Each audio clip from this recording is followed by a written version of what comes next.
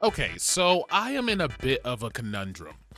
I am a 20 something year old man who has grown up watching anime and playing video games and just being an overall nerd that's really into, nerd things. Now, with that being said, I am in the millennial slash zillennial. I don't know, I'm 27, wherever that age bracket lands. I know there's debate about where Gen Z and millennials start and end, but I digress. I'm in that age bracket where we're like really big anime fans and nerds and stuff like that, right? So, like any other person in my age bracket like literally anybody my age wants to go on a trip to Japan. And I am planning on going on a trip to Japan in the not too distant future, like maybe about another year or so, aiming for like a 2027 date, but maybe even sooner. That'd be awesome if we're able to do that. But my conundrum is this. I've never flown before. And I'm pretty sure the trip to Japan from the US is like 18 hours or something like that. And I'm just kind of like, well, that's a pretty daunting task to fly 18 hours for your first time being on an Airbird. And I don't know how I feel about it. So I genuinely am not sure if I'm afraid to fly or not. The reason I say this is because I've like in terms of like conceptually and cognitively, I know that I'd be fine. You know what I mean? Like I don't think I would panic or freak out when I go into the air, just like based on, I don't know, life so far. Like when I get on amusement park rides, it's like I don't really like them. Like I've been on roller coasters, but I don't panic either. I just like close my eyes and grip my seat the whole time. And I'm not afraid of heights either. Like if I go on like a skyscraper, or if for some reason we're just at a really elevated altitude and I look down, I don't get this feeling of impending doom or like I'm gonna fall over and just like fall into the abyss. So I'm not afraid of heights, you know what I mean? I definitely wouldn't skydive. I am of the darker skin tone variety, and that's just not something that I would do. Not my cup of tea. If you like doing that, I think you're a little crazy, but power to you. So when it comes to the spectrum, that's kind of where I'm at. So I'm a little in the middle there. You know what I mean? Like not afraid to like go on top of the Empire State Building. I've never been that high up before, but conceptually. Not afraid to get on top of the Empire State Building, but not light-skinned enough to jump out of a plane, if you will. Not brave enough to jump out of a plane. I'll phrase it like that. Not brave enough to jump out of a plane. So I'm kind of in the middle there. So I really don't know if I would freak out or not when I'm in the air. And this is just something I'm going to have to learn from experience. Now, when I was talking to my cousin about this, he made a pretty good point. He was saying, yeah, you definitely should not fly to Japan as your first airplane experience. That wouldn't be a good idea. So he suggested that I take a couple of flights in between now and that trip that ranged from, 30 minutes to like an hour or an hour and a half. Just take a few quick flights. And I'm just kind of like, okay, that's a good idea. I will definitely look into, maybe 1 to 3 flights in between now and Japan. But I am kind of just like, I don't know if I would even be cool with that. Again, I don't think that I would panic and cause like just enormous ruckus on the plane. From what all of my friends who have flown have told me, they keep telling me that's not that big a deal, but I feel like anybody would say that just to kind of like not get your nerves up. But I don't think they're lying when they say that. It's just one of those things where it's like, how would you know until you actually experience it for yourself? So I don't know. I'm really in the middle here. I'm really in the middle here. And of course, it's like you kind of have to run these scenarios through your head because unfortunately, I think I've seen too many movies. Because although I know this is a statistical improbability, like the slim chance that like, oh my gosh, what if the plane I'm in decides to prematurely leave the air?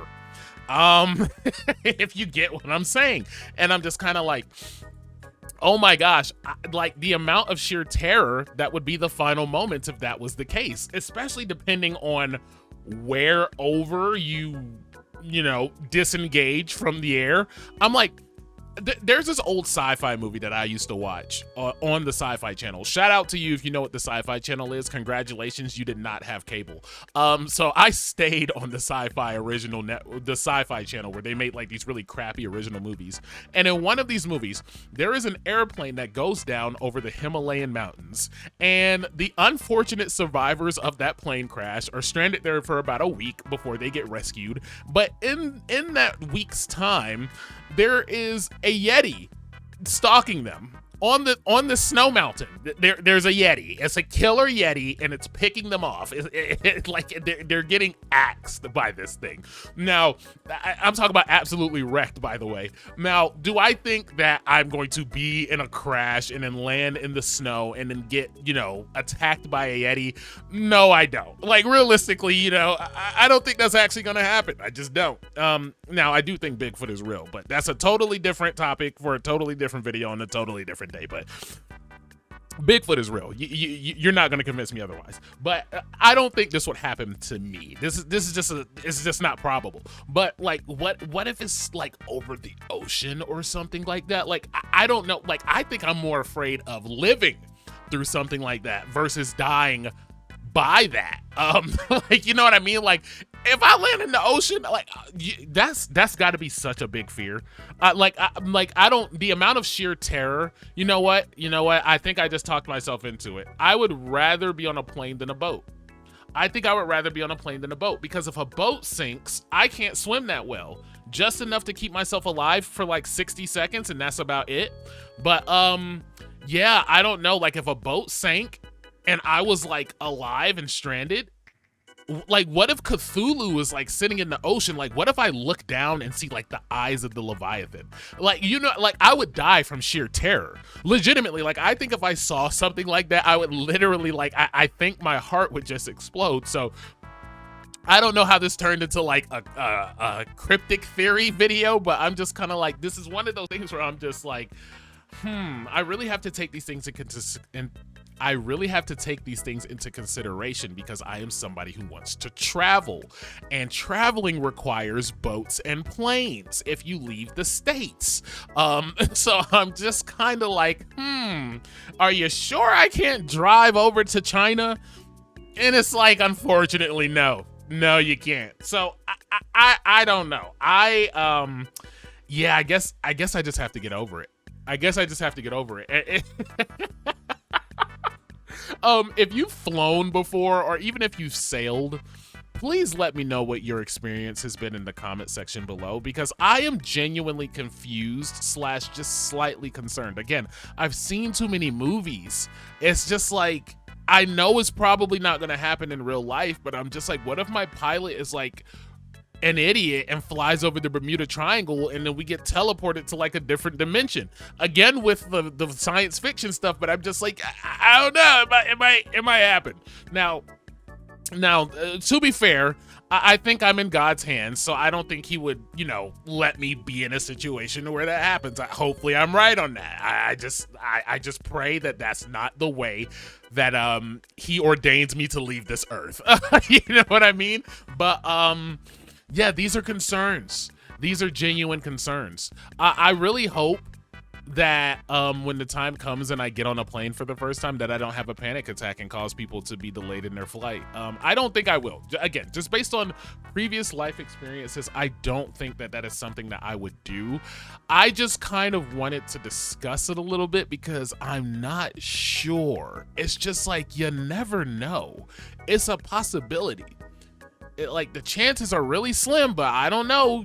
You could be boxing a Yeti in the Himalayas if you land in the wrong spot. That's all I'm saying. If you've ever boxed a Yeti in the Himalayas because you were a plane crash survivor, please let me know. I would love to shake your hand and talk to you, because that would be an amazing story. But I am legitimately ranting right now. I don't know how this topic took a turn. I literally just wanted to get on here and talk about how I haven't flown before, and I'm just kind of curious as to what my experience with that will be. And it turned into me getting boxed out by a Bigfoot. So I think that's a good point to end the video. If you've made it this far, I greatly appreciate you listening to this freaking, I don't know, I don't want to say that because you might get flogged. You might get flagged for saying certain words. If you've made it this far, thank you for listening to the jumbled ramblings of a person who is just slightly not sane. But yeah, be sure to comment, like, and subscribe on the video if you enjoyed it. And until next time, I leave you with this.